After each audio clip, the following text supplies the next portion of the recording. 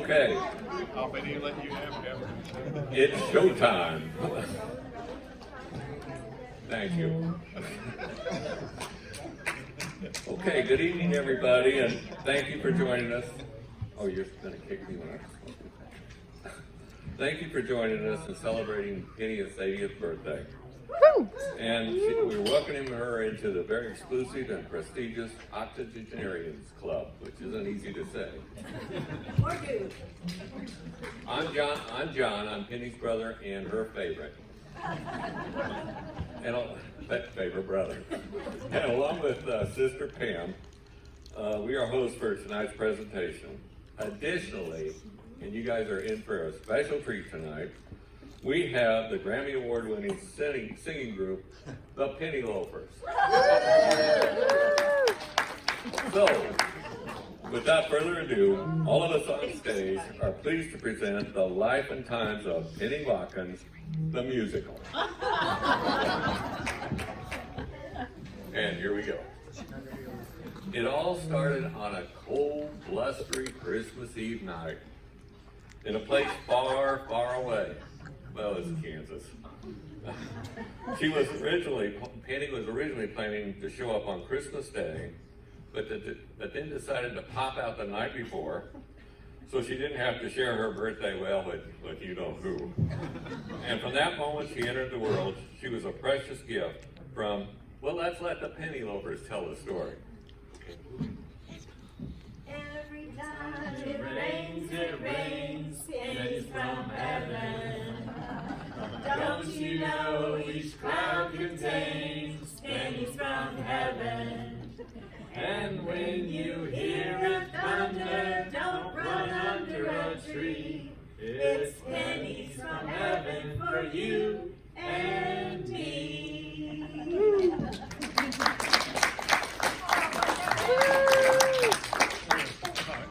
That turned out to be Penny's theme song to this day. Anyway, as you can see from the slides, and not the least bit surprising, Penny, and this is her brother talking, Penny was a gorgeous little girl with Shirley Temple hair and a beautiful smile that won the hearts of everyone she met. Penny Loafers. My sunshine, my only sunshine, you make me happy when skies are gray. You'll never know, dear, how much I love you. Please don't take my sunshine away.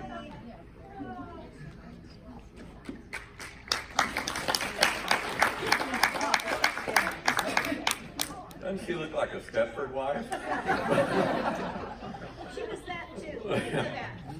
Okay, so 1941, we're in the war years, and our dad, Jack, was in the Army stationed in the Pacific.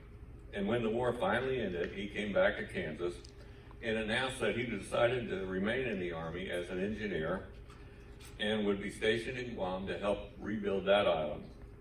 And with that, Jack packed up our mom, Penny and Pam, left the farm in Baldwin, Kansas, setting sail for the South Pacific. Ooh. Penny Loafers.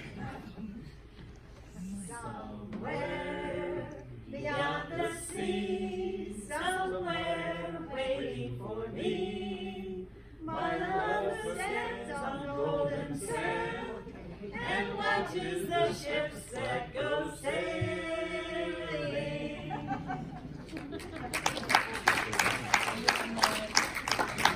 You nailed that one.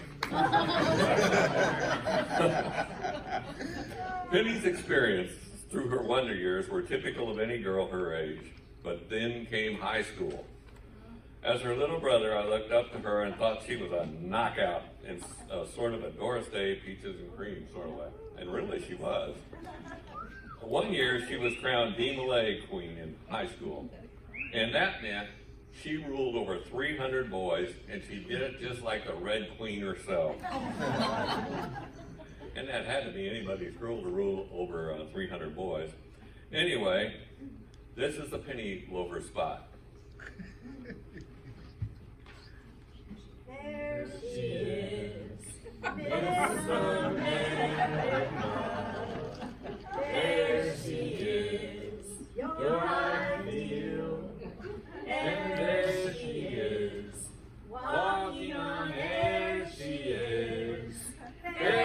of the fair she is, Miss America.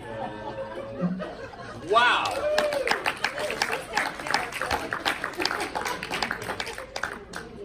Oh, boy. So anyway, Penny graduated from high school in Kansas City and was back to Baldwin, Kansas, of course.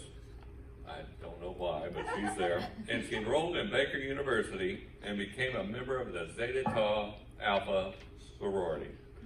Not surprisingly, ZTA had a reputation as a party sorority on campus. It was kind of the animal house of Baldwin.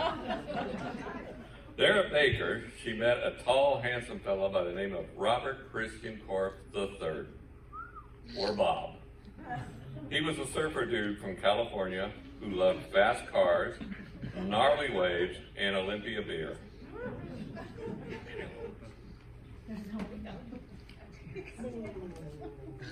If everybody had an ocean across the USA, then everybody be surfing like California. And see them wearing their baggies, or rocking sandals too. Pushy, pushy blonde hairdo, surfing USA.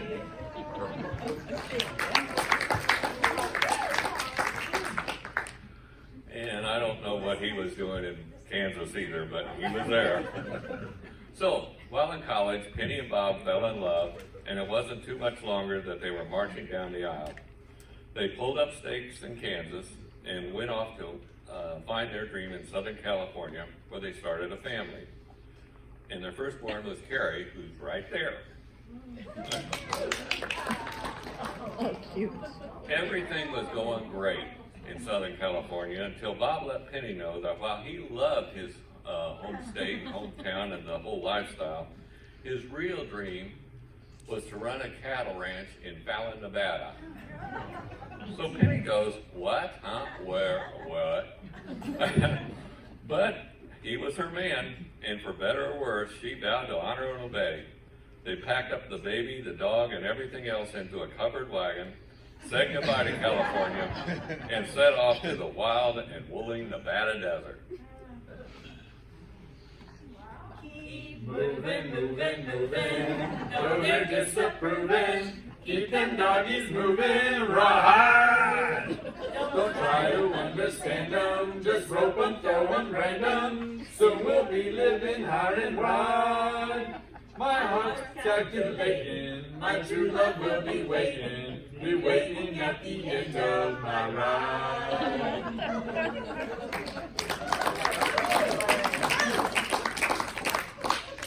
Okay, so they bought that cattle ranch. This one's hard for me to do. And this was the rope tying, bronc riding, calf branding, hay baling real deal. And it was their life for several years. And it was pretty cool. My other sister, Jackie, and I, we'd go out there for a couple of summers, and it really was a great experience. All except for the castrating part. During their stint in Nevada, Penny gave birth to 2 more children. Anne, who is our director behind the projector, and they also had a boy. What do you think they named that boy? Robert Christian Korff IV, or Bob. There he is. Yeah, there he is. After several years, the family was pretty well settled into the ranch life. But one day they heard the song of the Golden State calling them back home. Penny Loafers, please.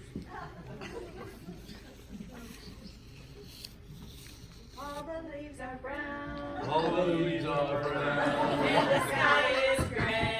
and the sky is gray. I've been for a walk. I've been for a walk On a winter's day. on a winter's day. I'd be safe and warm. I'd be safe and warm If I was in LA.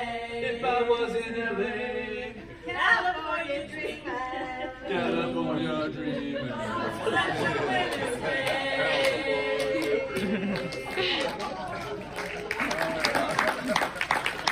I thought the mamas and papas were here for a minute.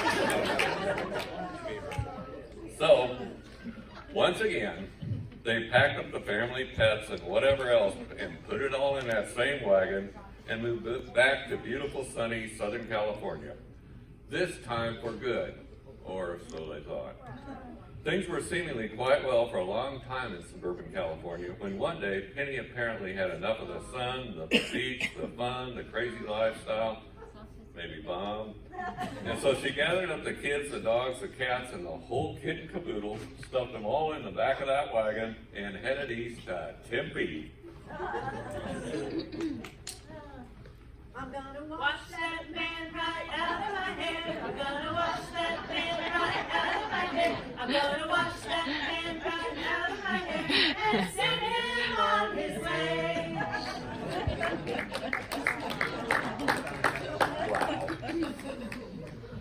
And there she was, well, is still. A single working mom with 3 kids in tow, but that didn't slow her down at all. One day she met Chuck Watkins, also single with children of his own, and they seemed to hit it off really well. In fact, they hit it off so well, they got hitched. And that, of course, leads us to a song.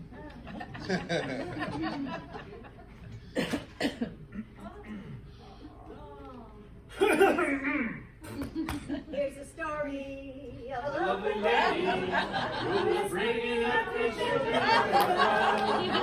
It's the story of a young man named Watkins who was raising 2 children on his own. So one day the lady met this fellow, and they knew that it was much more than a hunch, that this group must somehow form a family. That's the way they all became the Watkins bunch. The Watkins bunch. The Watkins bunch. That's the way They became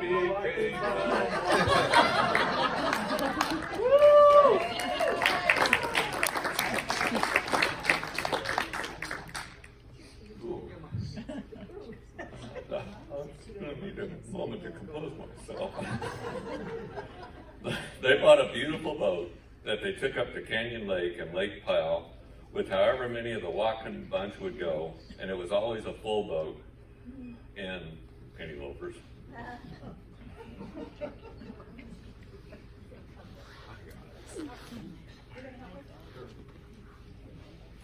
Went on the sloop, Chuck B, Chuck, Penny, the kids, and me. Round Great Lake, how we used to roam. We would ski there all day, and in the water we would play. We had such a great time. We didn't want to go home.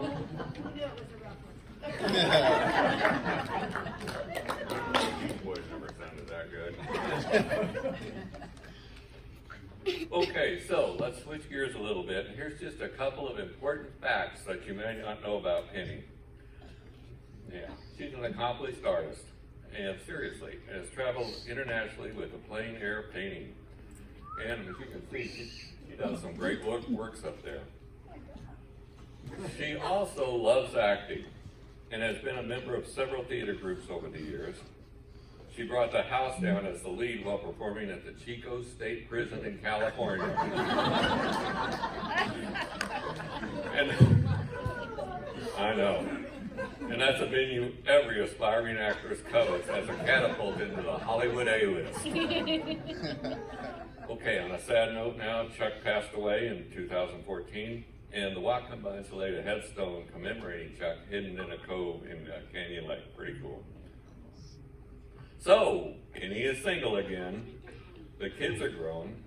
She has several grandchildren and great-grandchildren. Even one great one named Penny. That's you. Little Penny who's right over there. There she is. Wait, Penny. Wave, great Can you wave? grandchild. Yay! She's shy like the rest of us. It's okay. Let's see. Oh yeah, and she also has a granddog. And she's doing just fine with her life when 2 of her friends named Wes and Janet, here tonight as well, Wes and there they Janet. are over there, they intervened. The story goes that Wes and Janet acted as a cupid, introducing a fellow that they knew, whose name was Cliff, to Penny. And then, as the story goes, They relentlessly kept on Cliff to keep calling her until one day Cliff and Penny finally hooked up. Now listen to the lyrics of this one. Western Janet evening, you may see a stranger, you may see a stranger across the crowded room, and somehow you know even then, that somewhere you'll see her again and again. Wow.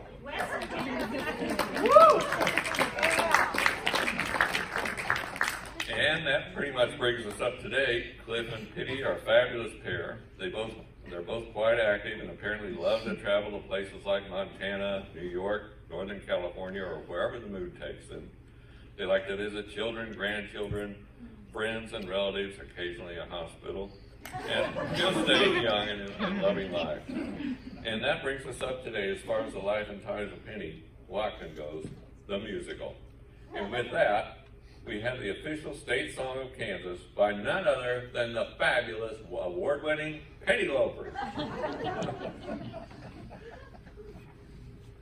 Somewhere over the rainbow, skies are blue, and the dreams that you dare to dream really do come true.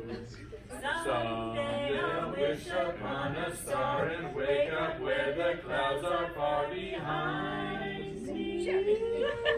Where troubles melt like lemon drops away above the chimney tops, that's where you'll find me. Somewhere over the rainbow blue, birds fly. Birds fly over the rainbow wide in a wide sky.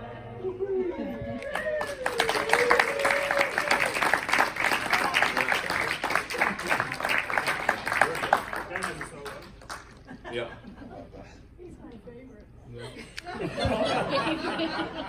I'm second. Well. Okay, so finally we have one last presentation. You can applaud for that. Our granddad, from none other than, go figure, Kansas, and a farmer, and he was getting older, and he made himself a cane from a sunflower stalk, dating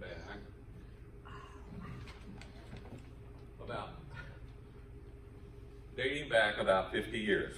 It's this one right here. And one of us, after Granddad died, they stole it as their legacy. And every time one of us would have a big birthday, like, and this goes back 40 years, like our 30th or 40th or 65th or what have you, we'd send a little happy birthday, here's your cane because you're going to need it kind of note. And that went on for a long time, and then it got lost or just faded away. And then 30 years later, Heather came up with it, and I don't know how she came up with it, but she sent it to me for my 70th, and I said, oh, this is going to be good.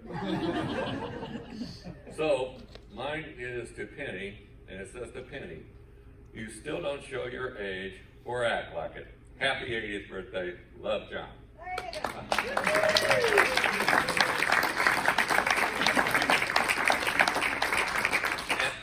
And now, if you could all join us in one last song, it's Happy Birthday to you.